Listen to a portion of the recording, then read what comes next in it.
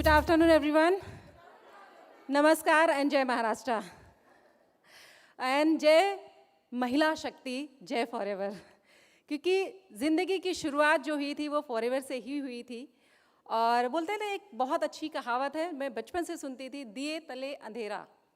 हम सबके जीवन में रोशनी देते देते अपनी ही जीवन को एक अंधेरे में डाल लेते हैं या अपनी पहचान भूल जाते हैं. चाहे किसी भी रूप में, चाहे माँ के रूप में, बहन के रूप में, बीबी के रूप में, या किसी भी, सबकी सेवा करते हैं, सबके जीवन में उजाला करते हैं. लेकिन हमारे ही दीपक के तले जो बोलते हैं अंधेरा, मेरी ज़िंदगी भी कुछ ऐसे ही थी. फ्रेंड्स, मेरा नाम ज्योति भारती है और मैं महाराष्ट्र से, डेफिनेटली महाराष्ट्र बोलेंगे क्योंकि मायके के बाद ससुराल ही हमारा घर हो जाता है. जो आज मैं आपके सामने हूँ, ये कुछ सालों पहले मैं ऐसी नहीं थी, मेरी लाइफ ऐसी नहीं थी. मुझे लगता है कि बहुत सारी लेडीज़, गर्ल्स मेरी स्टोरी से अपने आप को वहाँ पे कहीं नहीं कहीं एक अपना एग्जाम्पल वहाँ पे समझ सकती हैं. मेरी स्टोरी आपके लाइफ से कोरिलेट हो सकती है, वहाँ पे अपने आप को रख के देख सकते हैं. जैसे कि हर एक लड़की जो होती है, पैदा होती है कहीं और उसको कहीं और जाना होता है. एक बहुत बड़ा चेंज लाइफ में आता है. मैं भी एक छोटे से गांव, रायबरेली डिस्ट्रिक्ट से एक छोटा सा गांव जहां पर कहीं कोई स्कूलिंग नहीं थी, 12th के आगे वहाँ दूर दूर तक कोई कॉलेज नहीं था. तो मेरे पेरेंट्स ने बड़े ही लाड प्यार में पाल पोस के बड़ा किया, क्योंकि 7 बहन 2 भाई में सबसे छोटी बेटी, सबसे लाडली, कभी किसी ने सोचा नहीं था.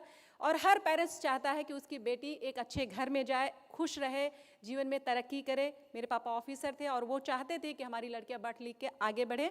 और मेरी वही रीज़न रहा कि शायद कॉलेज आगे नहीं कर पाई, तो पेरेंट्स ने सोचा चलो बॉम्बे में शादी या रिश्ता है, वहाँ शादी कर दे.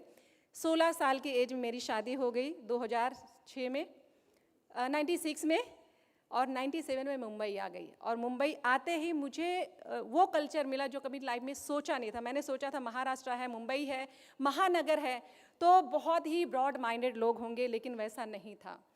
पूरी लाइफ में सोच भी नहीं सकती कि मेरी लाइफ इतना एक ड्रास्टिक चेंज मेरी लाइफ में आएगा. मैं यहाँ से सीधे ज़मीन पे चढ़ जाऊँगी.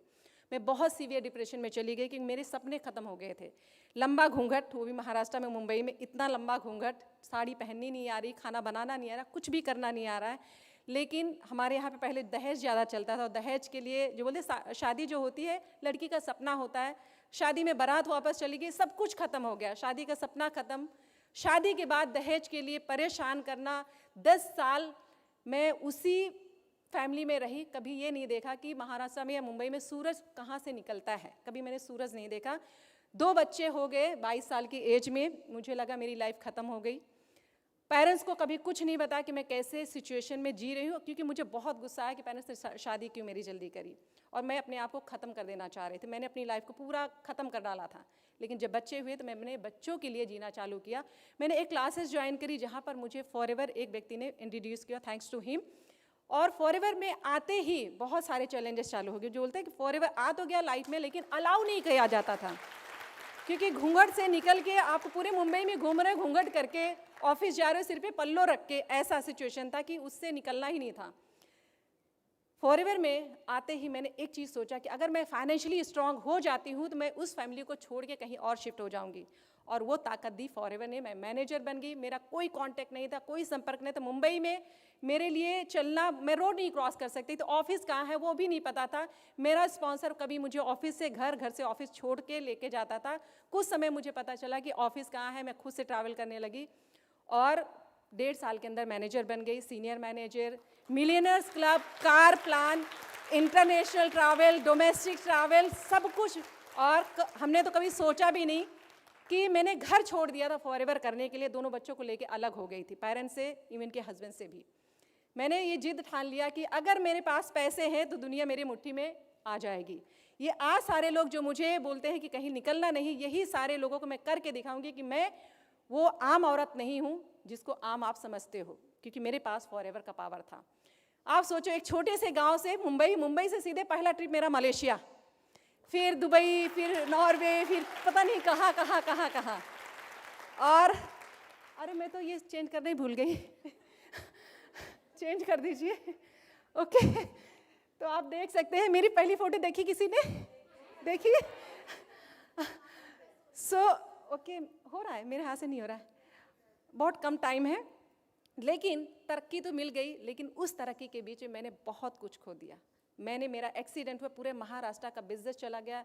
मेरे सामने मेरी डाउनलाइन जो बहुत अच्छी फ्रेंड भी थी, मेरे सामने उसको मरते हुए देखा। दूसरे साल मेरा भाई ऑफ हुआ, तीसरे साल मेरी मम्मी ऑफ हुई, चौथे साल पापा ऑफ हुए, और फैमिली में सब कुछ ख़त्म हो। जो मेरे बहुत क्लोज थे सब खत्म हो गए। मुझे लगा मैंने अचीव तो बहुत कर लिया, लेकिन देखने वाला कोई नहीं। जो पेरेंट्स इतना प्राउड फील करते थे वो मेरे सामने नहीं थे। बट कहीं ना कहीं आज वो हैं, मुझे देख रहे हैं, और उन्हीं के आशीर्वाद से मेरी जितनी भी डाउनलाइन है, मैं डाउनलाइन को डांटती भी हूँ, मारती भी हूँ, और प्यार भी उतना ही ज़्यादा करती हूँ। मेरी सारी टीम वहाँ पे बैठी हुई है।